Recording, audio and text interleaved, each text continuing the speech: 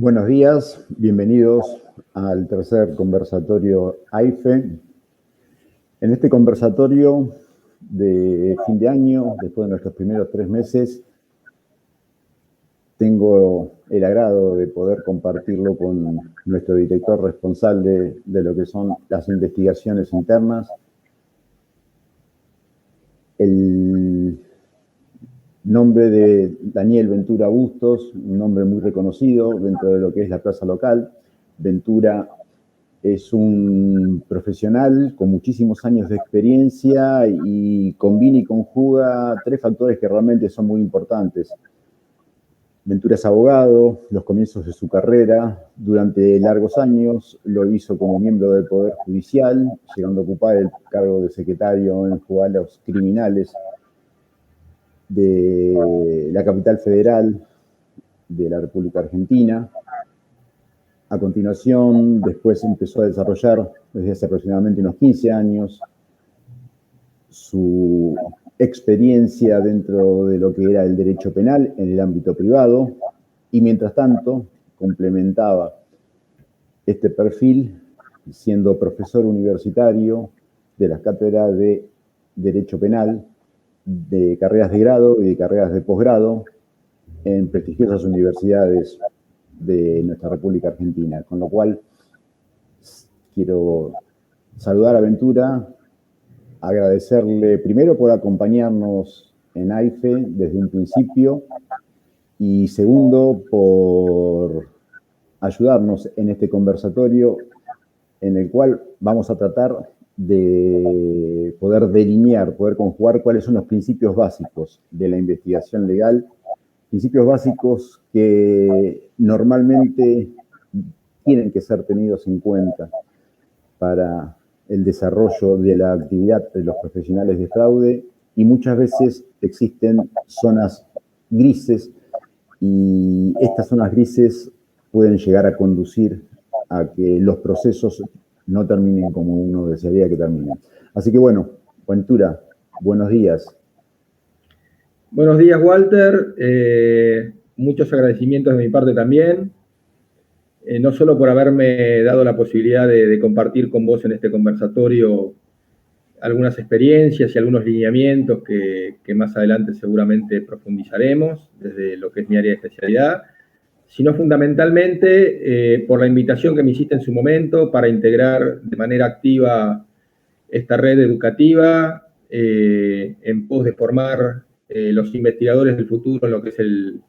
problema del fraude y enfrentar todos los problemas nuevos que la tecnología también nos trae en materia de investigación, como así también la transnacionalidad de las conductas que se observan cada vez más en lo que es mi área de especialidad. Así que bueno, muchísimas gracias, Walter, por invitarme y por convocarme a participar de este convocatorio, de este conversatorio de manera activa, tratando de contribuir, por lo menos en un inicio, a la capacitación y a generar sobre todo interrogantes para quienes puedan verlos en pos de profundizar más adelante todas estas cuestiones que hacen a mi área de especialidad. Bueno, bárbaro, un gusto, Ventura, como siempre. La primera pregunta, y nosotros desde hace muchos años la venimos haciendo, ¿cómo estás observando vos el desarrollo de los procesos y los procedimientos dentro del ámbito privado en la investigación de fraude de empresas tanto nacionales como transnacionales, que sí me consta que tenés mucha experiencia? Te digo de cómo se lo están llevando en cuanto a aspectos que tienen que ver con formación de recursos, conocimientos legales y las circunstancias que en definitiva rodean un proceso de investigación de fraude privado, las cuales muchas veces suelen tener una particularidad que no son tenidas en cuenta o realmente no suceden cuando uno tiene que emprender esta tarea desde lo que es la función pública, función que has tenido durante 15 años. Contame cuál es tu punto de vista. Bueno, Walter, a ver, yo creo que el proceso de investigación ha ido mutando en los últimos años fundamentalmente por la intervención de las tecnologías, que es uno de los fenómenos, y de la mano de la intervención de las tecnologías también por la complejidad y transnacionalidad de las conductas. ¿Qué quiero decir esto?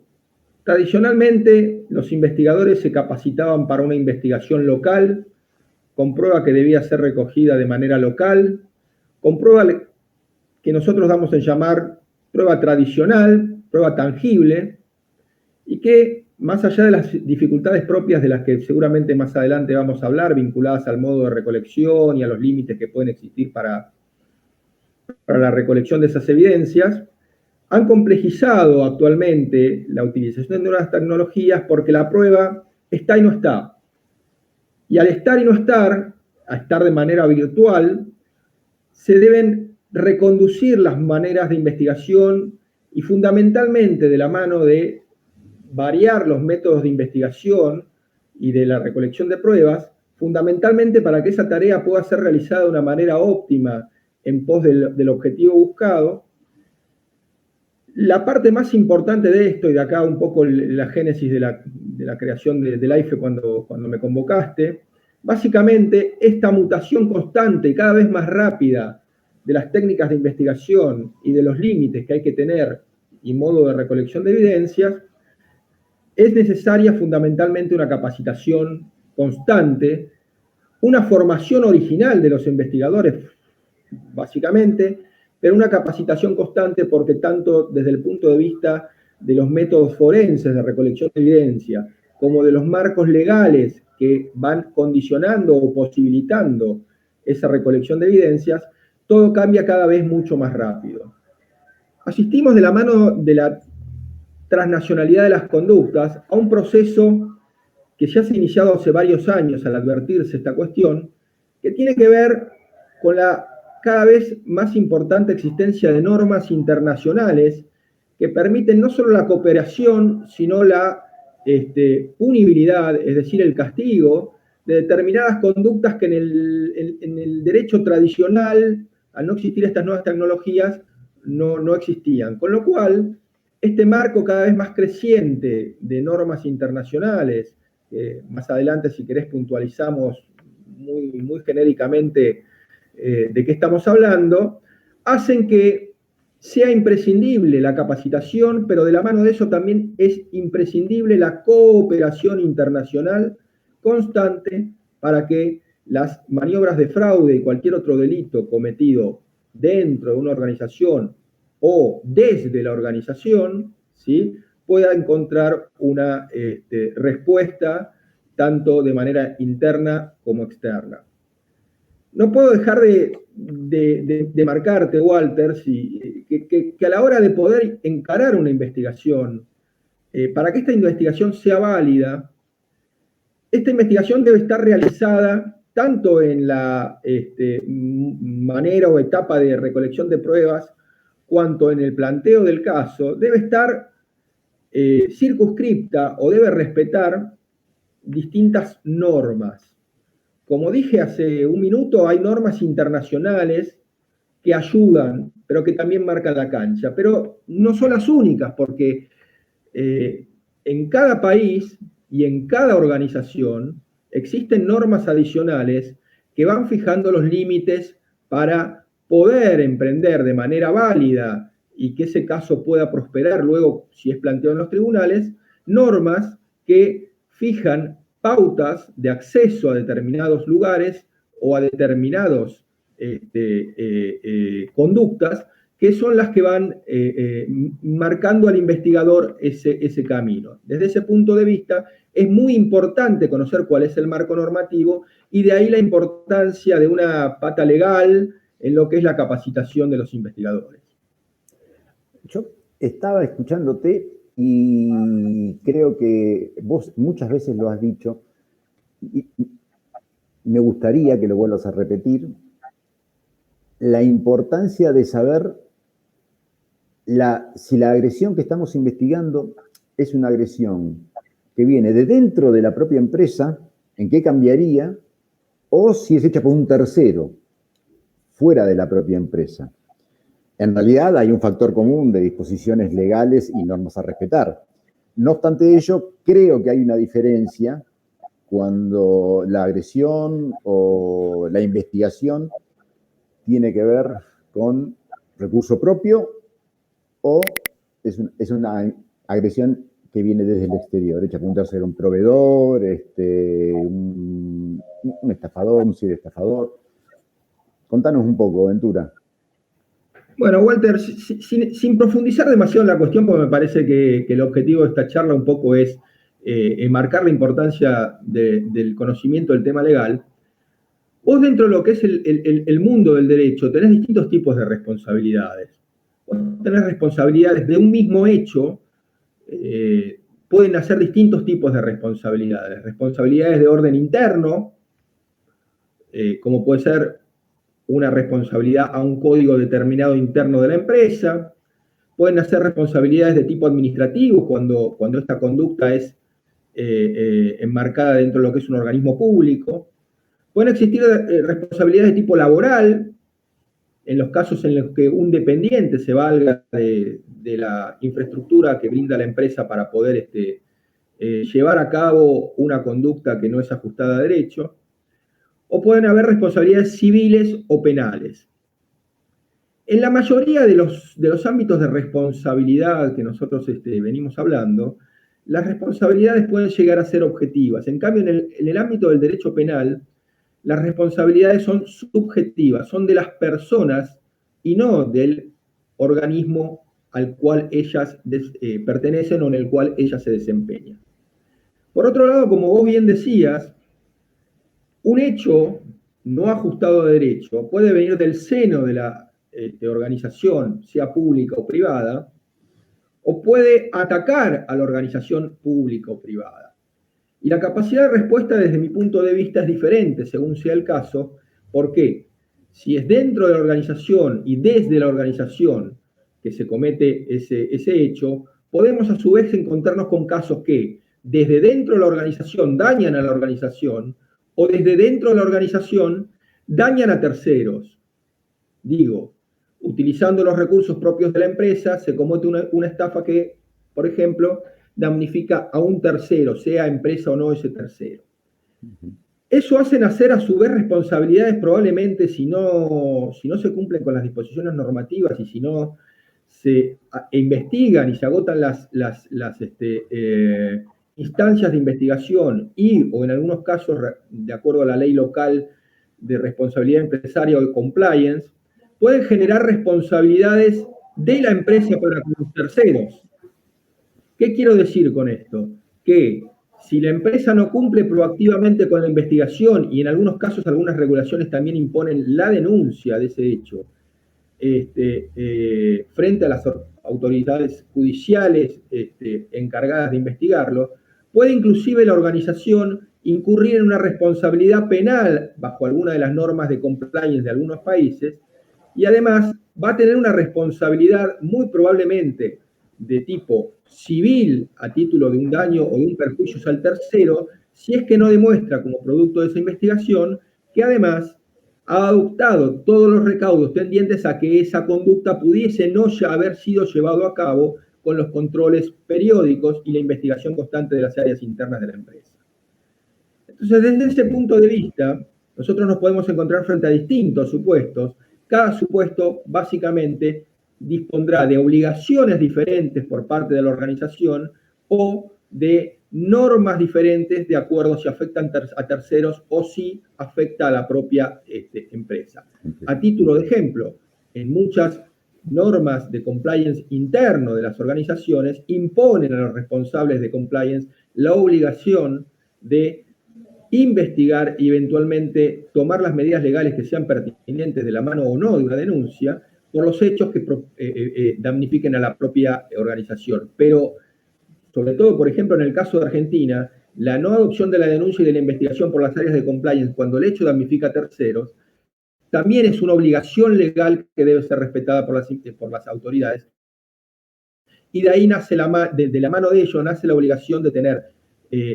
gente que esté controlando constantemente los procesos para poder advertirlos y equipos capacitados para poder investigar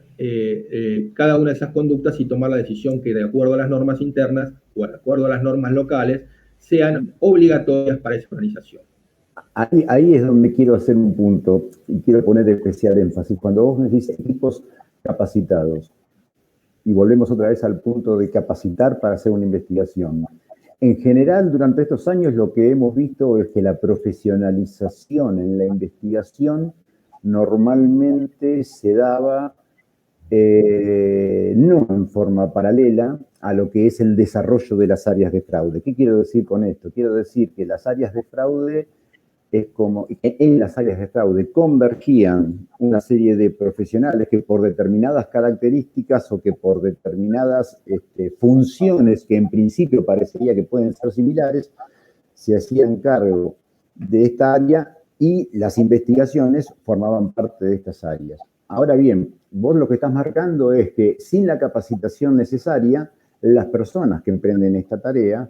estarían ante un riesgo penal concreto y claro en caso de hacer la investigación de manera inadecuada. Y en otros casos también lo que yo veía, y lo que vimos mucho, es contratación de terceros para hacer investigaciones y sin una formación adecuada, probablemente la supervisión de ese tercero o de las acciones que ese tercero hacía también podrían llegar a complicar, no solamente al tercero, sino a la empresa. ¿Cuáles serían las recomendaciones en caso de que estas compañías decidan, ante esa ausencia de capacitación o esa imposibilidad de capacitación, contratar a terceros? ¿Hay precauciones que se pueden tomar? ¿Hay cuestiones que tienen que ser tenidas en cuenta? A ver, ¿cómo yo veo la cuestión de la investigación intraorganizacional? Yo creo que, primero porque es obligatorio por ley, por lo menos aquí en la Argentina y en gran parte de Latinoamérica, es obligatorio tener un área de compliance, de investigación corporativa, con todo lo que tengan que ser delitos que fije cada una de las leyes locales, ¿no? Yo creo que ese departamento de compliance y la investigación interna dentro de la organización debe ser la primera etapa, que es lo que yo llamo la etapa de alerta o de velación del hecho que debe ser investigado. Sin embargo, yo descreo que una buena investigación pueda ser profundizada por cuestiones de objetividad y por cuestiones propias de la idiosincrasia de cada una de las organizaciones, pueda ser finalizada y profundizada solamente con la intervención de los organismos internos de control y advertencia de daños o de responsabilidades legales. Yo creo que es necesario, una vez advertido el hecho y protocolizada la prueba sustancial, la intervención de equipos de investigación externos a la compañía que puedan terminar de conseguir las pruebas, decidir la mejor estrategia y eventualmente plantear la cuestión a la empresa para ver si se decide judicializar o no. Ahora, de lo que también estoy convencido es que cualquiera de estas dos instancias, sea la primera de alerta o descubrimiento de los hechos e investigación primaria, cuanto los equipos propios de investigación externos, necesitan conocer y estar capacitados en múltiples disciplinas, no solamente en el conocimiento de las tecnologías, sino también en el conocimiento de los métodos y formas de investigación y fundamentalmente en lo que atañe a aquello en lo que yo puedo ayudar en las capacitaciones, deben conocer cuáles son sus límites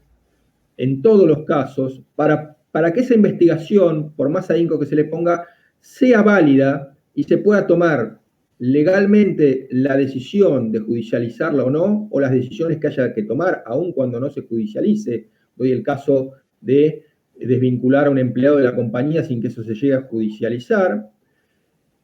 Es decir, transparentar ese proceso y hacerlo de manera adecuada a todas las normas internas o internacionales, como había hablado hace un ratito, de modo tal de que no genere responsabilidades, no solo para los investigadores, sino de manera refleja también para la organización. Desde ese punto de vista, insisto, es importantísimo la posibilidad de capacitarse en todas las áreas y especialmente en lo que hacen a los límites que se pueden tener a la hora de recolectar esa evidencia y a las formas en las cuales esa evidencia se debe recolectar para ser válida y eventualmente utilizable, es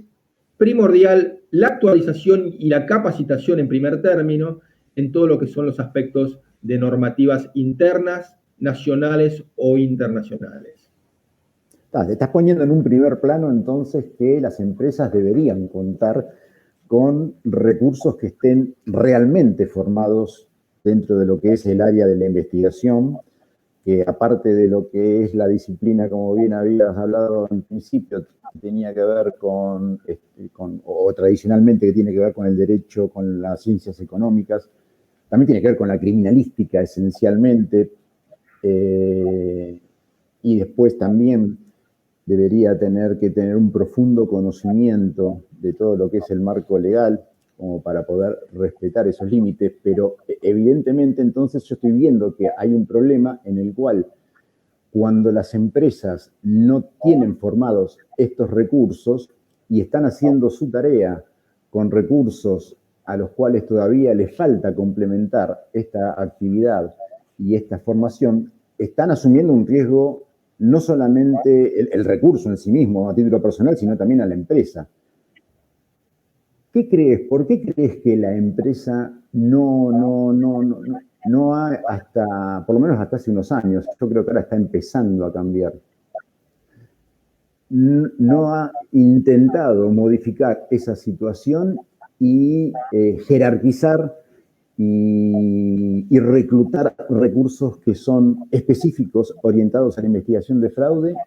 y se manejaba con recursos que podía sustraer de alguna otra área, generalmente de las áreas que tenían que ver más con los controles de los procesos o de las áreas legales, para transitoriamente hacerlos participar de estas cuestiones? ¿Por qué crees que sucedía eso? ¿Vos creés que había una confusión respecto de lo que era la habilidad de estos recursos, que las empresas pensaban que eran suficientes, y hoy ante este nuevo escenario y ante las responsabilidades objetivas que tienen, es como que tienen que repensarlo? ¿Cuál es tu opinión?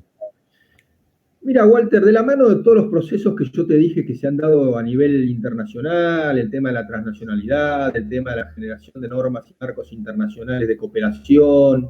de marcos internacionales de punición, como por ejemplo la Convención de Budapest, se ha dado un proceso paralelo con ello, y que algo vos acabas de decir cuando me preguntabas sobre el tema, que es el tema de que se ha ido increyendo en la posibilidad de una responsabilidad objetiva de la empresa, ya no en ámbitos ligados a una responsabilidad pecuniaria, sino no solamente una responsabilidad personal de los directivos, sino una posibilidad de responsabilidad objetiva de la organización y consecuentemente de la reputación de la organización frente a órganos judiciales. Y yo creo que lo que en principio era hecho de manera artesanal y con mucho ahínco por parte de los departamentos de investigación de las compañías, se ha tenido que ir poco a poco al advertir la posibilidad de estas responsabilidades y de esta ola que va increyendo en cuanto a la responsabilidad objetiva de las organizaciones y las sanciones que hay en las distintas normas legales de cada uno de los países respecto a esta responsabilidad objetiva de las empresas. Eso ha hecho que se vea el problema ya de una manera más seria, y para verlo de una manera más seria hay que abordarlo de una manera más concreta. Y el abordaje de manera más concreta no es solamente decir me estoy ocupando de investigar, sino también lo estoy haciendo de una manera correcta, de modo tal que no cumpla de una manera solamente formal el punto de investigación, sino que esa obligación de investigar, que ya me es impuesta por ley, se vea respaldada a su vez por una doble responsabilidad, que es que esta obligación legal de investigar sea realizada a su vez, valga la redundancia, de manera legal, de modo tal de que, no por cumplir con esa obligación legal de investigar, en el marco de la investigación genere nuevas responsabilidades que puedan afectar derechos de terceros, sea internos de la organización o sea por fuera de la organización, que me generen nuevas responsabilidades. Y responsabilidades reflejas. Y esto ha hecho que se empiece a ver, desde mi punto de vista al menos, que es necesario no solamente investigar, sino investigar bien. Y de la mano del investigar bien nace, desde mi punto de vista al menos, nace la responsabilidad de capacitar por parte de la empresa, puesto que inclusive en muchas de las leyes de responsabilidad social empresaria, con sus matices, con su amplitud, con la diferencia de amplitud en cuanto a qué conductas van a caer dentro de esta obligación genérica de vigilancia, control y denuncia, en todos los casos, ¿sí?, la capacitación no solamente va a posibilitar la investigación, sino que va a evitar, como decía antes, las responsabilidades de los investigadores, tal el caso que vos estabas planteando en España, como así también las responsabilidades reflejas de la empresa. Y a ver, y acá ahora, para hacerlo esto realmente sea algo práctico, los problemas de la falta de capacitación se pueden traducir en problemas a la hora de tener que recolectar evidencias. Las acciones que las empresas toman a la hora de tener que recolectar y preservar las evidencias. Más de una vez hemos sido testigos de llegar a situaciones en las cuales la empresa te dice, sí, bueno, ya tenemos el backup de la computadora si es un empleado interno, ¿no? Tenemos el backup de la computadora de un empleado interno, o sí pedimos todas las llamadas telefónicas. Y la verdad que uno se ve tentado a decir, pero ¿cuál fue la razón lógica por la cual les han hecho eso? Porque eso no se puede hacer. Claro, la razón lógica es que que existe desconocimiento, que no hay un conocimiento, y que se intentan hacer muchas cosas que solamente se pueden hacer en el marco de la legalización del Estado, de ser un funcionario público, de que un juez autorice hacer determinadas cuestiones, porque, a ver, no porque uno vea en las películas que la policía o los organismos de inteligencia hacen las cosas que hacen, o que lean los diarios que consiguen, la información que consiguen, una persona independiente estaría en condiciones de poder hacerlo, porque generalmente no se puede hacer, con lo cual ese límite es, para mí, esencialmente, es un límite que tiene como factor común el desconocimiento, la falta de profesionalismo en lo que es el ámbito de la investigación. Por supuesto que no estoy criticando la buena voluntad, pero la buena voluntad y el sentido común, como muchas veces dicen, es peligroso, es muy peligroso. Desde tu punto de vista, o desde tu experiencia, más que punto de vista, si nos podés contar los errores más comunes, tanto en la etapa de recolección como en la etapa de preservación. Sí, coincido 100% con lo que acabas de decir. Yo no creo que muchas veces en las organizaciones o por parte de los funcionarios, sea en la época anterior en donde no existían normas de responsabilidad objetiva, como te decía con anterioridad, o sea en esta etapa, yo no creo que muchas veces exista falta de compromiso y voluntad de investigación por parte de quienes emprenden la investigación. Los problemas más frecuentes que nosotros hemos visto es que esa sobra de voluntad de investigación hace cometer muchas veces errores que son muy comunes. Sea porque ingresan en donde no puedan ingresar, sea porque obtienen más de lo que tienen que obtener, sea porque presentan el caso en base a pruebas que no han examinado y con pruebas que muchas veces voltea el propio caso que están planteando, sea porque recolectan evidencia no solamente en lugares en donde no pueden recolectarlo porque existen límites legales, sino también porque las preservan de una manera que no puede permitir a quienes luego emprendan una investigación oficial por parte de los organismos del Estado, dar validez a esas pruebas y esas evidencias mal recolectadas son inválidas en un proceso. Entonces, básicamente, yo digo, se ven constantemente cualquiera de todos estos tipos de errores. No quiero hartar con ejemplos, pero básicamente ingresando a casillas de correo electrónico que no pueden ingresando a datos personales respecto de los cuales no existe una autorización legal y una autorización del titular de los datos de poder ingresar, revisando fuentes que son cerradas y que no son de libre consulta, no haciendo de la recolección de las evidencias, sobre todo las evidencias digitales, no haciéndolas respetando los protocolos que están específicamente fijados en normas internacionales, investigando conductas y denunciando conductas que no están receptadas dentro de lo que es cada uno de los ordenamientos jurídicos internos como conductas pasibles de una sanción penal a título de delito. Y muchas veces, inclusive, insisto, me ha tocado intervenir en casos en donde se ha hecho una investigación con recolección de evidencias bárbaras, ingresando donde se podía ingresar y presentando el caso con evidencias que permitían contradecir la hipótesis que se estaba planteando ante el órgano judicial y que permitían, insisto, caer el caso. Con lo cual, es muy importante, esto obviamente que da para muchas charlas, porque cada una de estas cuestiones que yo acabo de mencionar requiere un tratamiento específico, pero es básicamente muy importante no solamente la voluntad de investigar, sino la forma en la que se lo hace. Insisto, ¿por qué? Lo que primero se tiene que tener en cuenta de acuerdo a las normas que sean aplicables, pero fundamentalmente a la política de la empresa, de la mano de esas normas, es cuáles son los hechos, cómo se van a recolectar las evidencias y si existe la posibilidad de que ese caso se tenga que judicializar. Porque esto es lo que nos va a marcar fundamentalmente las pautas que van a regir nuestra investigación de la mano de las disposiciones legales. O sea, me parece muy apropiado, me parece muy claro, e inclusive también como que algunas personas de esto no lo han escuchado, ¿no? Que por la ambición de recolectar las evidencias y muchas veces esas evidencias ser colectadas solamente a través de lo que sería el sentido común, que yo entiendo que tengo que ir a traer, porque seguramente se trae, y traigo cosas de más, que no solamente me invaliden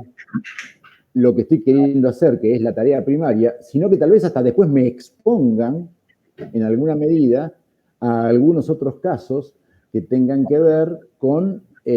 procedimientos legales que vengan contra la propia empresa. Yo creo haberte entendido bien y me parece que casos en este sentido hemos tenido. Alguna vez hasta lo hemos hablado y era muy paradójico, decía, mirá, con la propia evidencia que yo te estoy entregando, después me terminan acusando por lo que está surgiendo de lo que yo te estoy dando. Con lo cual, evidentemente, estoy sacando datos, pero no estoy analizando realmente cuáles son los datos que tengo que sacar. Yo la verdad que lo que prefiero en estas instancias sean que las empresas privadas sean los protectores de la información de acuerdo a las disposiciones vigentes, como se tiene que hacer, para que después sí exista a través de los organismos pertinentes o las disposiciones que los juzgados también después puedan habilitar, a que se pueda conformar, que se pueda empezar a analizar esa prueba. Pero la verdad que empezar a meterse dentro de lo que es ese manoseo de evidencias es muy peligroso, es muy riesgoso. Y algunos hasta pueden decir, bueno, qué aburrido, entonces no es entretenido ser investigador. Claro que no es entretenido ser investigador. Es más, la investigación, yo siempre digo que es un ejercicio de resiliencia, porque no todos los casos terminan como terminan las películas. En la mayoría de los casos, uno tiene que superar determinadas frustraciones y tiene que superar determinados límites legales que nos pueden llevar a tentar a hacer cosas que después pueden terminar perjudicando a la empresa en el proceso que nosotros intentamos impulsar para que sea castigada una persona. Así que a todos los que nos están escuchando, es excelente el hecho de que quieran iniciarse en la carrera de investigadores. Lo que sí es para decirles es que es aburrida, no es demasiado divertida. Es divertido el primer día, cuando le cuentan cuál es el caso, pero después el investigador profesional es como que se va dando cuenta, y la verdad que lo que subyace es la pasión por la investigación, más allá del esfuerzo que la investigación lleve por delante. Y entiendo que esto que vos nos estás contando es un ejemplo clarísimo, el de meterme donde no me tengo que meter y después los problemas que me puede acarrear. Sí, Walter, a ver, este tema puede ser abordado, coincido 100% con las apreciaciones que acabas de hacer. Este tema puede ser abordado, como dije, y debe ser abordado desde distintas facetas. Yo trato de colaborar en lo que es la capacitación, dentro de lo que son los límites legales, pero es fundamental que toda investigación sea hecha por un equipo multidisciplinario, en donde haya abogados, haya contadores, si el tema es tiene una consecuencia económica, haya investigadores que tengan una capacitación en técnicas de investigación, haya especialistas en lo que son las áreas de informática que permitan ir a donde uno debe ir de manera legal. Pero fundamentalmente de la mano de esto también la capacitación lo que va a posibilitar es que el investigador aprenda por dónde debe empezar, cómo debe seguir y qué es lo que puede hacer en ese camino. Esto me parece una cuestión que de la mano del conocimiento de los límites, de la mano del conocimiento de las cuestiones técnicas que tienen que ver con la recolección de la evidencia o de las cuestiones legales, van a hacer que todo investigador lo que quiere es que los hechos que se plantea como hipótesis de trabajo al comienzo puedan ser esclarecidos. Por algo es investigador, ¿sí? Digo, esto sería el ABC de quien desee dedicarse a esta actividad. Entonces, de la mano de ello, y de la mano de todo cuanto se acaba de exponer, también es muy importante, y en esto tal vez podrías hacer un aporte muy valioso, en lo que son las técnicas de investigación vinculadas a qué se debe hacer primero, qué es conveniente que se recolecte primero de acuerdo al caso, qué debe hacerse luego de que se tienen las evidencias, esto que muchas veces se dice ir de la periferia al centro para evitar que el caso pueda ser, la investigación del caso pueda ser frustrado. Todas estas cuestiones que se entrelazan de una manera esencial con los límites que pone la ley y con el camino que señalan las regulaciones, es fundamental para que esos equipos de investigación puedan realizar una investigación de manera correcta, para que puedan plantear un caso que pueda tener éxito, pero fundamentalmente para que los hechos, de manera extrajudicial, por lo menos puedan ser enderezados de modo tal de plantear seriamente la posibilidad de plantear el caso judicialmente. De la mano de esto, lo que te tengo que decir, por lo menos desde mi área de especialidad, es que hay cosas que puede hacer el investigador y cosas que no puede hacer el investigador. Cuando llegue un punto de la investigación en donde los hechos estén claros y sea necesario que las cosas que falten sean realizadas a través de la intervención de una autoridad estatal, un juez o un fiscal, todo lo anterior que se hizo debe estar bien hecho y debe en ese momento recurrirse y tomar la decisión de judicializar el caso, de modo tal que sea el juez o el fiscal el que, con el caso bien planteado, pueda tomar la decisión de entrar en las áreas en donde el privado no puede ingresar. Caso un allanamiento, caso el secuestro de determinada documentación o información que el privado, salvo que sea información propia, no puede obtener sin violar lo que yo llamo una expectativa razonable de privacidad que tiene todo ciudadano y toda organización. Sí, de acuerdo, completamente. Bueno, ya está, estamos casi cerrando. Agradeciéndote la participación, Ventura. Para dejar un par de conceptos en cuanto a lo que es la capacitación, invitar a todos aquellos que quieran y que se interesen por la ciencia de la investigación criminal, acordarse que no necesariamente se trata ni de contadores, ni de abogados, ni de licenciados en informática. Lo venimos diciendo desde nuestro primer conservatorio. Tenemos casos de una pluralidad de profesiones, pero yo creo que esencialmente lo que quiero rescatar de hoy es la importancia en la formación, en la preparación, el tratar de evitar la improvisación, el tratar de evitar utilizar el sentido común cuando no se tiene una formación adecuada. Eso nos puede llevar a entrar en caminos de los cuales después nos va a costar salir y si salimos muy perjudicados. Invitarlos a todos aquellos que realmente les interese el tema de la investigación a que lean, a que se conecten, a que nos consulten a nosotros o a quien quieran. La investigación no es algo que